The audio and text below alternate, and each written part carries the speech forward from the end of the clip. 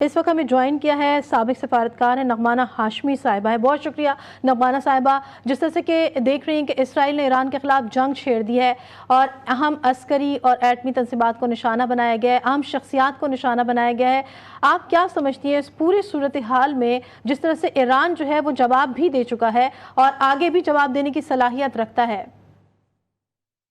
جی بہت شکریہ. یہ جو کل حملہ ہوا ہے یا صبح جو یہ حملہ ہوا ہے, یہ ایک بہت ہی خطرناک ڈیولپمنٹ ہے خطے کے لیے بھی اور باقی دنیا کے لیے بھی. تو اس پہ پاکستان کا آپ نے اسٹیٹمنٹ دیکھ لیا ہوگا کہ بہت ہی اچھا اسٹیٹمنٹ آیا ہے, اور اسی طرح سعودی عربیہ نے بھی اس کو بہت سختی سے کنڈیم کیا ہے اور کہا ہے کہ یہ ایران کی ٹیریٹوریل انٹیگریٹی اور سوورینٹی کے لیے خطرہ ہے. تو میری رائے میں تو یہ ایک بہت امپورٹنٹ بیان ہے, خاص طور پہ سعودی عربیہ کا, کیونکہ اس سے جو ایک خطرہ سب سے پہلے تھا کہ کہیں مسلمان ممالک خطے کے جو ہیں وہ شیعہ سنی ڈیوائیڈ میں نہ چلے جائیں, تو اس کا تھوڑا سا خطرہ جو ہے وہ ٹلتا ہوا نظر آ رہا ہے. لیکن جہاں تک ایران کا سوال ہے تو ظاہر سی بات ہے, یہ ایران نے ابھی تو 100 ڈرونز بھیجے ہیں, لیکن انہوں نے کہا ہے کہ وہ جواب کا جو رائٹ ہے وہ ریزرو رکھتے ہیں. اور اب دیکھنا یہ ہے کہ ایران کس انٹینسٹی کا جواب دیتا ہے اور اس کا کتنا امپیکٹ ہوتا ہے اسرائیل کے اوپر. اس سے پھر باقی جو ممالک ہیں خطے کے یا جو دنیا کی اور بڑی طاقتیں ہیں,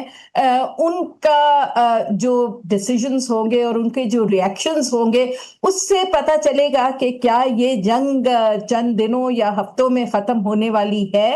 یا یہ مزید طول پکڑتی چلی جائے گی, جس سے ہمارے خطوں کو تو خیر بہت ہی امیڈیٹ بہت ہی ڈینجرز ہیں, اور خاص طور پہ پاکستان کے لیے تو یہ بہت ہی پریشان کن حالات پیدا کر سکتے ہیں, کیونکہ ایران نہ صرف ہمارا ہمسایہ ہے, بہت اہم دوست ہے جس کے ساتھ ہمارے ٹریڈیشنل اور سویلائزیشنل تعلقات ہیں. نغمانہ صاحبہ یہ فرمائے گا کہ یہ جو آپ نے پاکستان اور ایران کی آپ دوستی کا آپ ذکر کر رہی ہیں, تو جس وقت 1971 کی وار پاکستان اور انڈیا کے درمیان ہو رہی تھی اور اس وقت ایران میں ابھی تک انقلاب نہیں تھا اور وہاں رضا شاہ پہلوی کی حکومت تھی, تو شاہ آف ایران نے کہا تھا کہ اگر انڈیا نے پاکستان پر حملہ کیا تو یہ حملہ ہم ایران پر تصور کریں گے.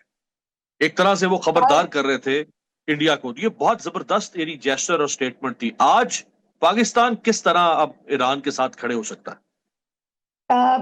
دیکھیے, ایران نے نہ صرف 71 میں بلکہ 65 میں بھی ہماری بہت مدد کی تھی, اور اس کے بعد بھی کئی دفعہ ایران جو ہے ہمارے مشکل پاکستان کو حالات تیل دیا تھا ہمارے انہوں ساتھ نے, کھڑا ہے. جی 65 تیل کی بھی جنگ میں دیا تیل دیا تھا پاکستان. جی بالکل, اور بہت کچھ بھی ایران نے کیا تھا. اسی لیے یہ جب نئی ڈسپنسیشن آئی تھی 79 میں 80s میں ایران میں, تو ہم نے, آپ کو یاد ہوگا کہ پاکستان وہ پہلا ملک تھا جنہوں نے نئی پولیٹیکل ڈسپنسیشن کو ریکگنائز کیا تھا دنیا. تو ایران کے ساتھ ہمارے تعلقات کی جو شدت ہے اور جو ایک تعلق برادرانہ ہے, وہ اپنی مثال ایک طرح سے آپ ہے. اور جیسے کہ میں نے پہلے عرض کی کہ یہ اگر جنگ بڑھتی ہے تو یہ ہمارے لیے اس سے دور رہنا یا اس کے اثرات ہم تک پہنچنا کوئی اتنی عجوبے کی بات نہیں ہوگی. اس لیے ضروری ہے کہ ہم جو بھی کردار اس میں ادا کر سکتے ہیں, چاہے وہ میڈیشن کا ہو, چاہے میڈیشن تو اسرائیل کے ساتھ تو نہیں ہو سکتی, لیکن ہمارے امریکہ کے ساتھ اس وقت تعلقات بہتر ہیں, چین کے ساتھ ہمارے تعلقات. میڈیشن کا جیسے آپ فرما رہی ہیں, یہ فرمائیں کہ ایک تو یہ طریقہ ہو سکتا ہے کہ پاکستان جیسے ایران فوری طور پہ انڈیا پاکستان ریسنٹ ایسکلیشن میں ایران نے انٹروین کیا, عباس عراقچی پاکستان گئے, پھر وہ انڈیا گئے, انہوں نے کہا جی بس اس کو کنٹرول کریں, اس کو ٹون ڈاؤن کریں. ایک تو پاکستان یہ کہہ سکتا ہے ایران کو کہ جی بس اب آپ اس پہ جواب نہ دیں, رک جائیں. کیا یہ ایران کے لیے یہ تجویز تسلیم کرنا قابل قبول ہوگا کہ ان کے اوپر اتنا بڑا اٹیک ہوا ہے؟ میرا خیال ہے کہ کسی ایک باقاعدہ फॉर्मल जो जंग है, रस्मी जंग, उस की नोयत का हमला हो चुका है उन पे।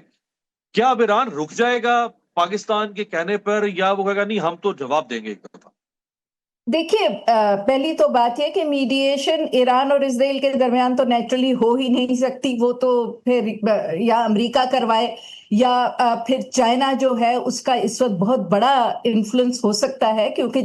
चाइना के बहुत अच्छे और देरीना ताल्लुकात हैं ईरान के साथ, रशिया के साथ भी उनके अच्छे ताल्लुकात हैं। लेकिन पाकिस्तान ने ऑलरेडी बहुत ही अच्छा और बहुत ही स्ट्रॉन्ग स्टेटमेंट दिया है। पाकिस्तान जो है वो बाकी जो खित्ते के ममालिक हैं, खासतौर पे मुस्लिम ममालिक, उनसे मिलके एक ईरान के साथ यूनिटी को सॉर्ट ऑफ प्रमोट कर सकता है कि इस वक्त हम कम से कम मुस्लिम ममालिक जो है वो तो इकट्ठे हों, और ऐसा ना हो कि जैसे हमने गजा में देखा कि मुस्लिम ममालिक ने ही अपने एयर स्पेसेस भी उन्हें यूज करने दिए, और बल्कि एड को भी ब्लॉक करने में मुस्लिम ममालिक जो खित्ते के हैं, गजा में हैं, उनका बहुत बड़ा हाथ है। तो अगर इस तरह का रवैया इख्तियार किया मुस्लिम कंट्रीज ने ईरान के लिए भी, तो फिर ये बहुत ही मुश्किल बात हो जाएगी, और ये जंग फिर सिर्फ शायद इजराइल और ईरान के दरमियान ना रहे, ये जंग फिर बाकी मुस्लिम ममालिक में, गल्फ में, मिडल ईस्ट में और साउथ एशिया में ये हमारे दरवाजे तक भी पहुंच सकती है। तो इस वक्त बहुत ही डेलिकेट सूरत हाल है, क्योंकि देखिए पाकिस्तान और इंडिया की तो लड़ाई हुई, तो उसमें बाकी चाइना ने भी बड़ा अच्छा रोल अदा किया, सऊदीया ने भी बहुत अच्छा, गल्फ ने भी, और खास तौर पे यूएस का तो बहुत बड़ा प्रेशर इंडिया पे आया। इस सूरत हाल में अब देखना यह है कि कौन सा ऐसा बड़ा मुल्क है और किस तरह की यूनिटी मुस्लिम ममालिक जो है, जो बड़े बहुत करीब हैं वेस्ट से, वो उन पे प्रेशर डाल सकते हैं कि ट्रंप साहब नेतन्याहू साहब पे प्रेशर डाले कि वो इस जो जंगी जुनून में इस वक्त वो मुलव्वस हुए हैं, वो ईरान आगे से गाजा नहीं है। ईरान बहुत डिटरमाइंड। प्रेसिडेंट ट्रंप क्यों प्रेशर डालेंगे? हम जानते हैं कि सिंस 7 अक्टूबर 2023 जितनी मिलिट्री सपोर्ट मिल रही है, जो वेपन अपग्रेडेशन हो रही है, फाइटर जेट्स मिल रहे हैं, फाइनेंशियल एड मिल रही है, मिलिट्री एड मिल रही है, वो सारी तो अमेरिका की तरफ से मिल रही है। जो दूसरे अमेरिकन जो आप बिल्कुल दुरुस्त फरमा रहे हैं। इसमें जो ओनली रे ऑफ होप मुझे नजर आती है वो ये है कि इस वक्त बिल्कुल भी अमेरिका और खास तौर पे मिस्टर ट्रंप जो है वो ये नहीं चाहते कि मजीद जंगे इस खित्ते में शुरू हो जिसमें पूरी दुनिया के मुलव्वस होने का डर हो। तो इसलिए इस पॉइंट ऑफ व्यू से वो जरूर उस पे प्रेशर डाल सकते हैं। ईरान अव्वल तो उन्होंने ऑलरेडी कहा है कि ईरान ने अगर कोई खतरनाक जवाबी हमला किया तो फिर हम इजराइल के साथ खड़े होंगे। तो लेकिन उस नौबत के आने तक अगर और इजराइल ने भी कहा है कि वो अगले 4-5 दिन तक हमले करता रहेगा। अगर समहाउ अमेरिका या मिस्टर ट्रंप अपना इन्फ्लुएंस यूज करके इजराइल को अभी भी रोक लेते हैं कि वो अगले 4-5 दिन मजीद हमले न करे, तो हो सकता है कि कोई उम्मीद की किरण निकल आए। अगर ये नहीं होता तो देखिए फिर तो ये बहुत ही खतरनाक जंग में तब्दील हो सकती है और बहुत तवील मुद्दत भी हो सकती है। ईरान ने बहुत तवील जंगें लड़ी हैं। ये फरमाइएगा नगमाना साहब कि ईरान ने ये धमकी दे रखी है कि अगर अमेरिका इस जंग में आएगा तो फिर मिडिल ईस्ट में जो अमेरिकन इंस्टॉलेशंस हैं और उनकी बेसिस हैं जहां उनके ट्रूप्स इस वक्त स्टेशन्ड हैं या उनके अगर एयरक्राफ्ट कैरियर्स हैं तो हम उनको निशाना बनाएंगे। लेकिन इसके साथ ही आज देखिए फिर वहां से काउंटर एक बयान आ चुका है ऑलरेडी, इसको काउंटर करने के लिए कि उसको तंबीह की है उन्होंने ईरान को कि आप ऐसा न करें, क्योंकि प्रेसिडेंट ट्रंप ने कहा है कि हम इस जंग में शामिल नहीं हैं। तो लेट अस सी ये आज का दिन या अगले 2-3 दिन जब तक के ईरान का कोई आगे मजीद جو ان کی اسٹریٹجی ہے وہ کھل کے سامنے نہیں آتی تو پھر یہ سارے جو ہیں ہمارے انالیسز یہ مفروضوں پہ بیسڈ ہے, براڈ مفروضے ہیں. تو لیٹ اس ہوپ کہ sanity prevails, let us hope کہ اسرائیل کو بھی پریشر ڈالا جائے, بیکاز آئی ایم شیور کہ اس وقت چائنا اور رشیا جن کے ساتھ اسرائیل کے اپنے بھی تعلقات ہیں وہ بھی ان سے بات کر رہا ہوگا, پریشر ڈال رہا ہوگا, کیونکہ یہ جنگ ایسی ہے کہ جس میں ساری دنیا کو خطرہ ہے. اور اس میں جو اور ایک ایلیمنٹ جو ہمیں نہیں نظر انداز کرنا چاہیے وہ یہ ہے کہ امریکہ اور یورپین یونین کا یا یورپی ممالک کا اس میں تھوڑا سا ڈفرنس آف اوپینین ہے ایران کے اوپر. وہ بالکل ایک طریقے کا جو ایک بہت ہی اسٹرانگ ایٹیٹیوڈ نہیں رکھتے, اور اب یہ دیکھنا ہے کہ ان کی طرف سے بھی کیا بیانات آتے ہیں, کیونکہ اگر اس خطے میں جنگ بڑھتی ہے تو سب سے زیادہ یورپ کو اس پہ نقصان ہوتا ہے. اور آپ کو یاد ہوگا جے سی پی او ای بھی جو نیگوشیٹ ہوا تھا وہ یورپین یونین ہی کے وجہ سے ہوا تھا. تو یہ ذرا تھوڑا اور سا یورپ ویسے بھی اس وقت یوکرین کی وجہ سے یورپ ویسے ہی بہت انٹینگل ہوا ہوا ہے. یہ فرمائیے گا کہ اور وہ نہیں چاہتا کہ ان کے ایکسٹینڈڈ نیبرہڈ میں ایک اور اتنی بڑی جنگ ہو جائے جس سے امریکہ تو دیکھیں اکراس اٹلانٹک بیٹھا ہوا ہے, نقصان زیادہ جو ہوگا اور اپنی لپیٹ میں لائے گا وہ یورپ کو بھی لائے گا. یورپ پہ ہوگا. اور امریکہ کو جی تو ایک ایڈوانٹیج ہے نا جس سے وہ کہتے ہیں اوشینک انسولیرٹی, وہ بالکل تو ہر طرف سے ایگزیکٹلی. اس پہ تو ہوتا نہیں. یہ فرمائیے گا کہ اس وقت ضرورت کیوں پیش آئی کہ اسرائیل اتنا بڑا آفینسو آپریشن لانچ کرے, جبکہ ہم دیکھتے ہیں کہ حزب اللہ اس کی لیڈرشپ کو ختم کر دیا ہے جس سے تھریٹ تھا اسرائیل کو, یا جس کو انڈیا کی ایران کی پراکسی کہا جاتا تھا. حماس کی کمر ٹوٹی ہوئی ہے اس وقت. یمن جو ہے وہ اس وقت بہت محتاط طریقے سے آگے بڑھ رہا ہے. اسرائیل شام میں رجیم چینج ہو چکا ہوا ہے. ایران باقاعدہ باضابطہ طور پہ کسی جنگ میں اس وقت ہے نہیں اسرائیل کے خلاف. پھر کیوں اس کی ضرورت کیوں پیش آئی ہو؟ دیکھیے آپ نے بڑا بنیادی اور اہم سوال کیا ہے. میں پہلے بھی کئی چینلز پہ یہ کہہ چکی ہوں کہ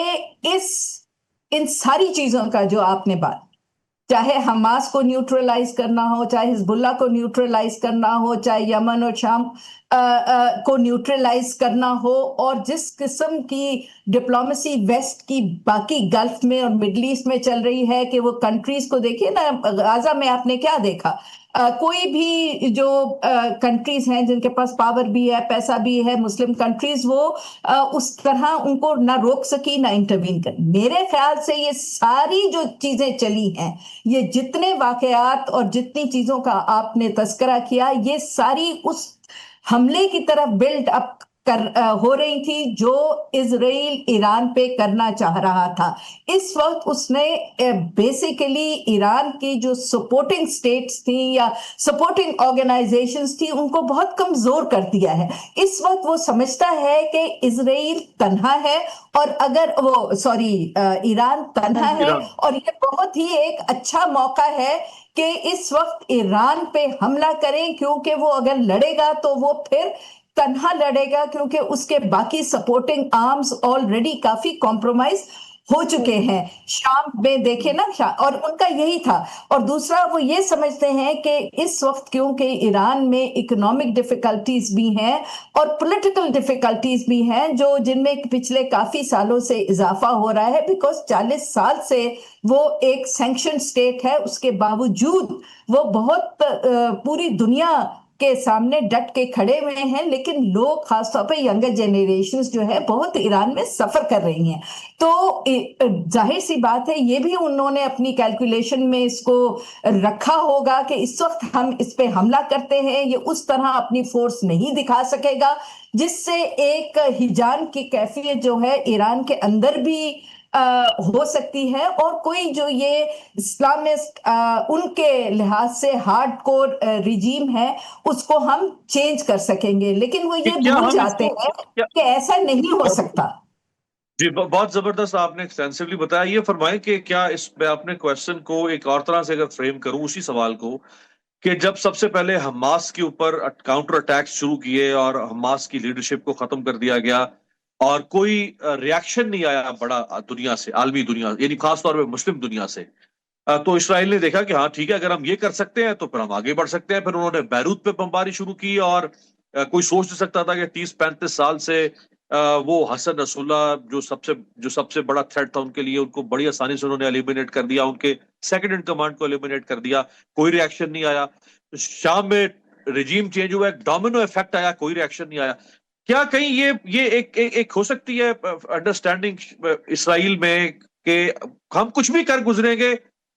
کوئی رکاوٹ ہمارے سامنے نہیں ہے، تو اب ہم ایران پہ بھی چڑھائی کر دیں؟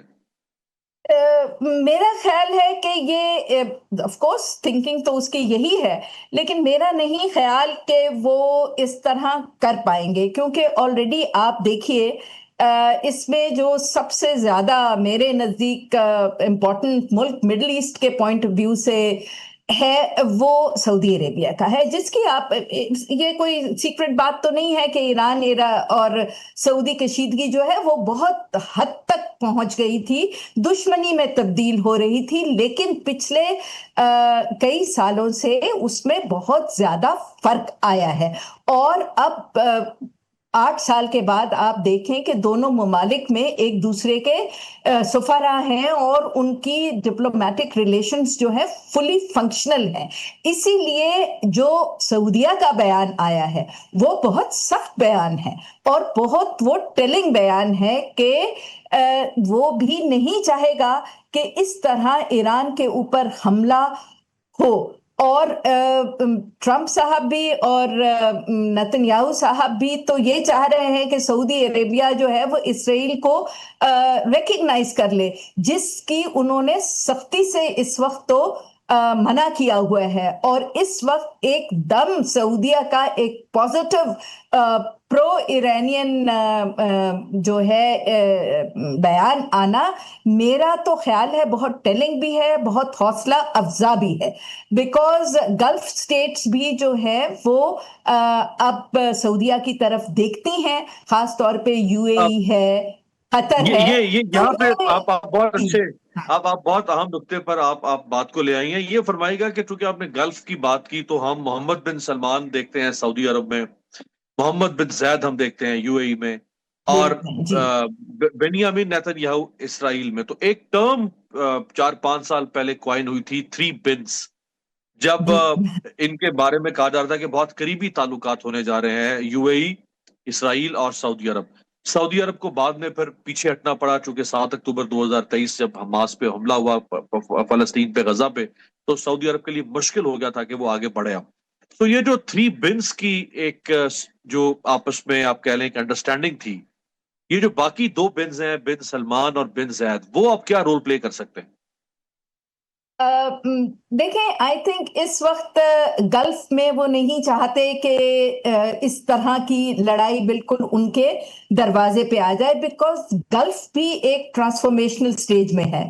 اور سعودیہ تو بہت بڑی ٹرانسفارمیشنل سٹیج میں ہے. تو اس وقت اگر یہ جنگ بڑھتی ہے تو ظاہر سی بات ہے اس کے اثرات سب سے پہلے گلف پہ آئیں گے اور سعودیہ پہ بھی آئیں گے. اس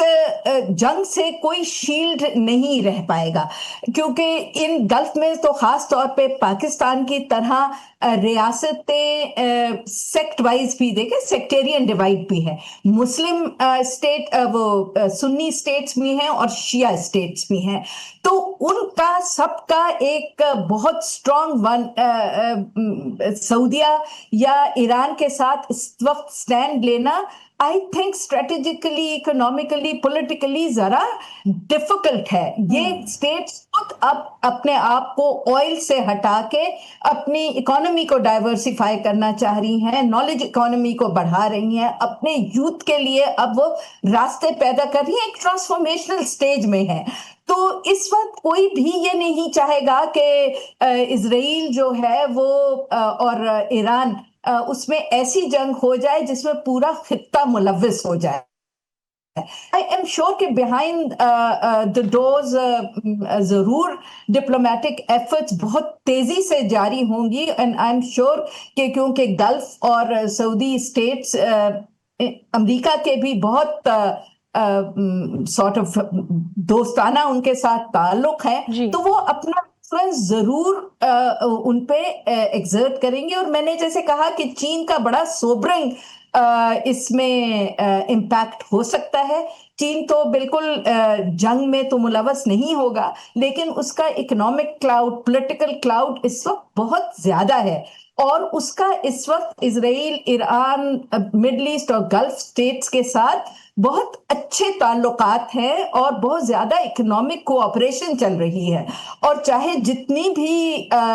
चीन और अमेरिका का कंपटीशन हो, कॉन्फ्रंटेशन हो, कुछ ऐसे स्ट्रेटेजिक मामलात हैं जिनमें इस वक्त हमारे खित्ते में और दुनिया के बाकी खित्तों में मजीद जंग, मजीद हंगामे ना होने देना भी एक कन्वर्जेंस पॉइंट है।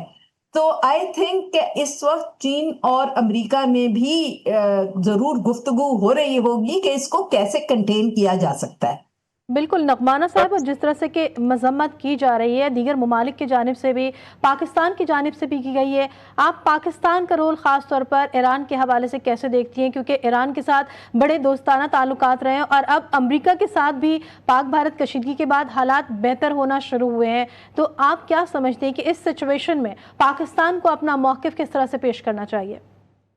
देखिए, पाकिस्तान का अगर आपने जरूर फॉलो किया होगा कि जो हमारा डिप्लोमेटिक मिशन भी बाहर गया और जो हमारी स्टेटमेंट्स आई हैं, वो बेसिकली हम कह रहे हैं कि हम दुनिया को, किसी भी मुल्क को ये इजाजत नहीं होनी चाहिए कि वो समझे कि फलाना मुल्क मेरे के लिए खतरा है या उसके यहाँ जो काम हो रहा है वो मुझे पसंद नहीं है, तो मैं सब यूनाइटेड नेशन चार्टर्स को एक तरफ रख दूं, उनके आर्टिकल्स को एक तरफ रख दूं और खुद यूनिलैटरल डिसीजन लेके उस पे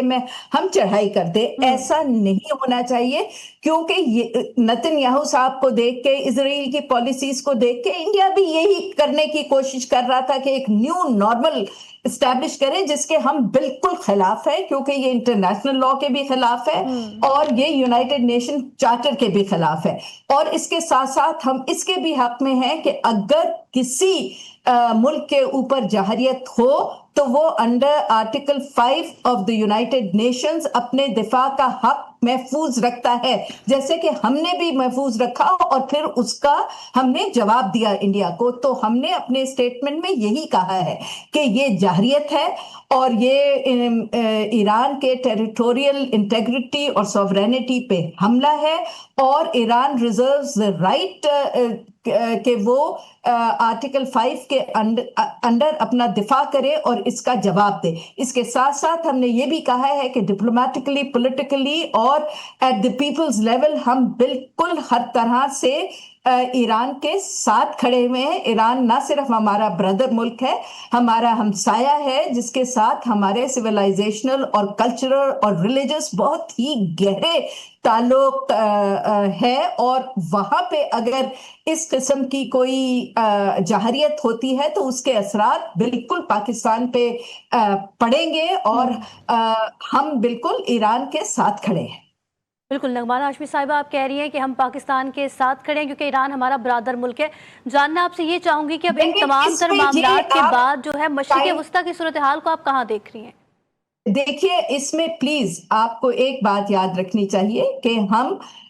मिलिटरली नहीं कह रहे, वो नौबत नहीं आई है। हम पॉलिटिकली और हम उनकी तमाम डिप्लोमेटिक जो प्लेटफॉर्म्स हैं, इंटरनेशनल प्लेटफॉर्म्स हैं, हम हर उस प्लेटफॉर्म पे ईरान को सपोर्ट करेंगे। मिलिटरली इज अनदर इशू, वो अभी मौका नहीं आया, और कि आएगा नहीं आएगा I don't know, so I am not commenting on that.